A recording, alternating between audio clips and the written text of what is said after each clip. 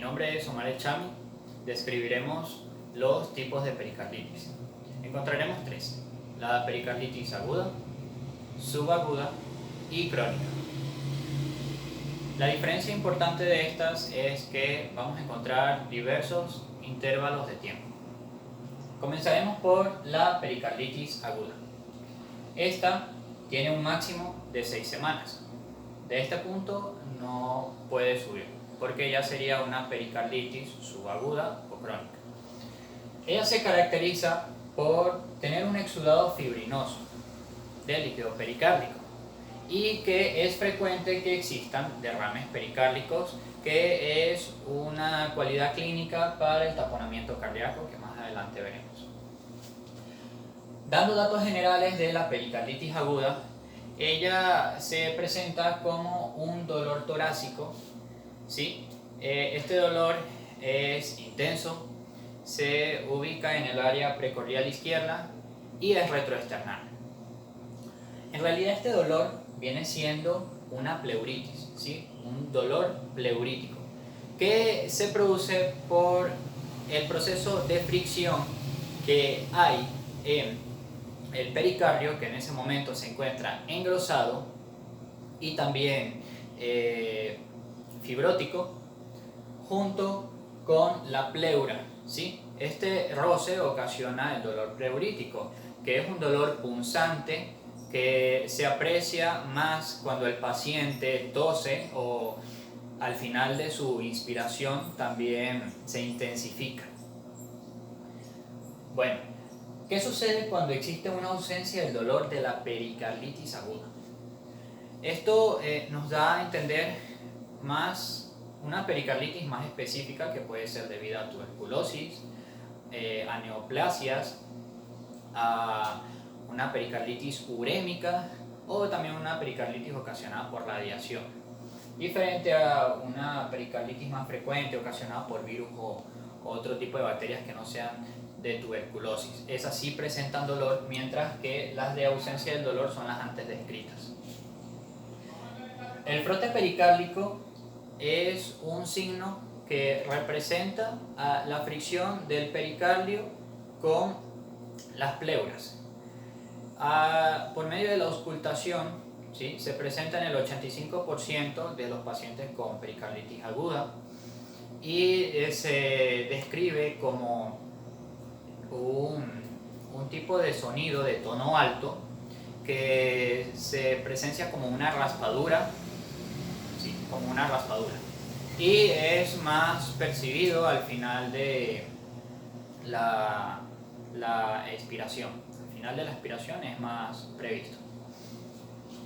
El electrocardiograma nos da muchos vestigios sobre la pericarditis aguda y se resumen en 4 fases.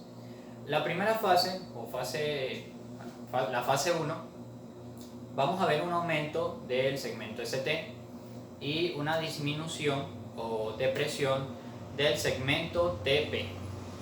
En la fase 2 vamos a ver la recuperación del segmento ST, vuelve a la normalidad. Esto ocurre días después de la fase 1. Ahora, en la fase 3 vamos a ver otra anomalía, que es un cambio en la onda T, que va a ser una inversión. Y por último, en la fase 4, que se produce a las semanas o meses, se observa un cambio normal total de todo el electrocardiograma en el paciente. El resultado de una pericarditis aguda es un derrame pericárdico, que nos da una consecuencia y es el taponamiento cardíaco. El derrame pericárdico es un exceso del líquido pericárdico, o a veces puede haber sustancia sanguinolenta, pus o sustancia fibrinótica. Ahora, el taponamiento cardíaco se reconoce como una emergencia médica. Esto sucede cuando lo que es el espacio pericárdico se ocupa excesivamente del líquido pericárdico o de otra sustancia, ocasionando una obstrucción de los ventrículos e impidiendo que los ventrículos y también las aurículas realicen un buen llenado.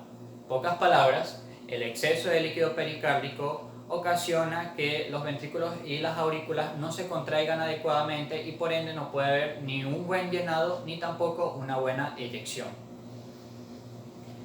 Las causas del taponamiento cardíaco son una pericarditis idiopática o algún tipo de traumatismo que pueda alterar el tejido de algún órgano cercano o algún vaso sanguíneo. Por ejemplo, la coartación de la aorta, la disección de la aorta, que va a vertir el derrame hemático hacia lo que es el saco pericárdico. Otra causa también es el uso inadecuado de fármacos anticoagulantes en un paciente con pericarditis aguda, ocasionando que se viertan estas sustancias también al saco pericárdico.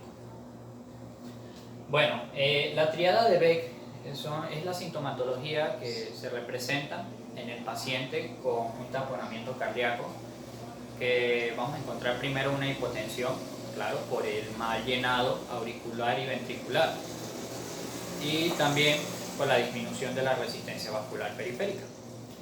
Segundo, vamos a encontrar la disminución o la ausencia de los ruidos cardíacos, y por último, la distensión de la vena yugular.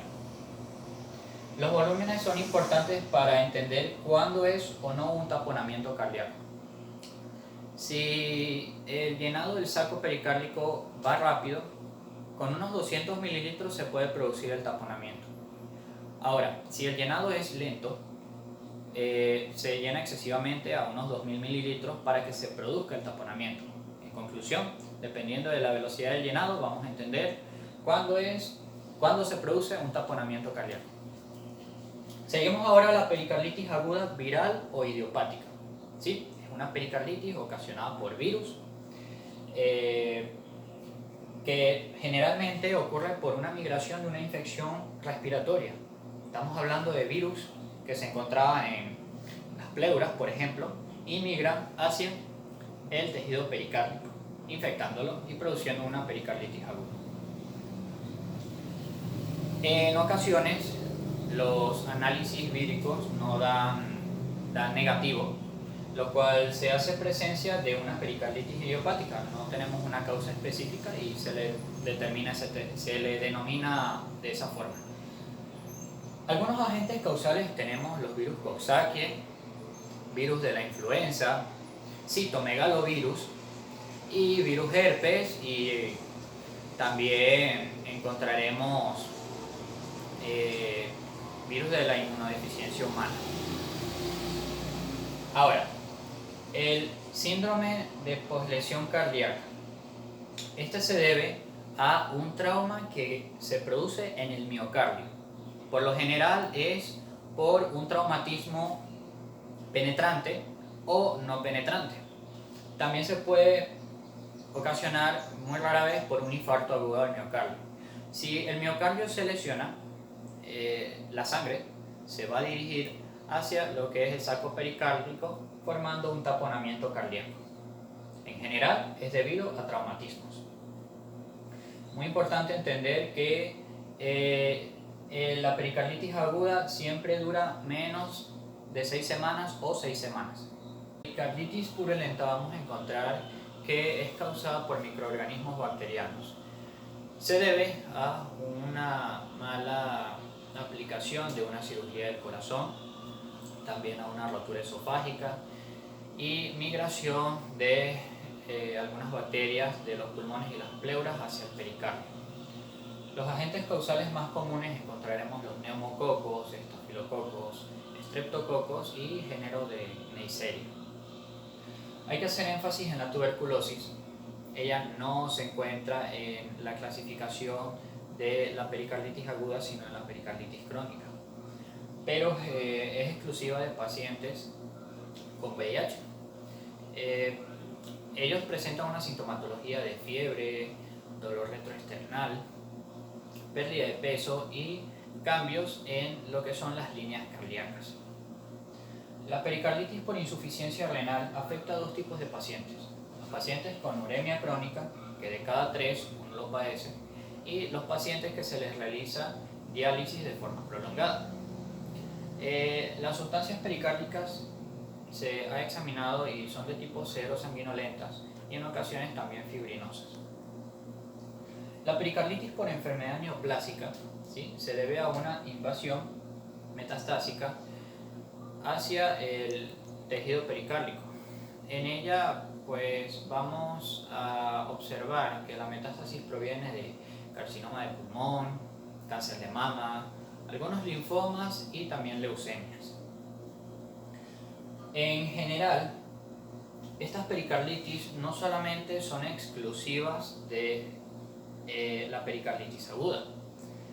En este caso, la pericarditis por insuficiencia renal es aguda y crónica, al igual que la producida por neoplasias y la tuberculosis, que viene siendo crónica. La pericarditis crónica y la pericarditis subaguda. Estas se diferencian por los tiempos. En este caso, la pericarditis crónica supera los 6 meses y la subaguda se encuentra en un intervalo entre 6 semanas a 6 meses. El derrame pericárdico crónico, ¿sí?, se diagnostica mucho en pacientes que nunca han presentado una pericarditis aguda. Y también se puede relacionar mucho con un ensanchamiento de la silueta cardíaca. Con frecuencia, la tuberculosis es el agente causal y vamos a ver los mixedemas que van a intervenir en el aumento masivo de la sustancia pericárdica en el saco pericárdico. Lo curioso es que esto no produce habitualmente un taponamiento cardíaco. La pericarditis obstructiva crónica se basa en un proceso de daños del pericardio que culminan en una cicatrización. Esta cicatrización, en vista morfológica, se aprecian unas granulaciones. Las granulaciones culminan luego en una calcificación. Esto es un factor negativo debido a que la calcificación del pericardio evita que se realice adecuadamente unas contracciones adecuadas del corazón. En pocas palabras, va a haber un proceso constrictivo. Sus causas es lo mismo que vimos anteriormente. Vamos a ver una pericarditis aguda, pericarditis de tipo virémicas, ocasionadas por radiación y por diversas otras infecciones. Es importante reconocer que se puede provocar la extensión fibrótica de esta pericarditis obstructiva, es decir, que puede llegar al miocardio y realizar un efecto negativo también que se le denomina atrofia miocárdica. En el caso de la pericarditis subaguda vamos a ver la pericarditis constrictiva con derrame subagudo. Esto es una combinación de una constricción del pericardio hacia el corazón unido a un derrame. En esto también podemos ver un poco de procesos calcificativos. Las causas de esto son una pericarditis idiopática o aguda, diversos tipos de neoplasias, insuficiencia renal y también trastornos fibróticos.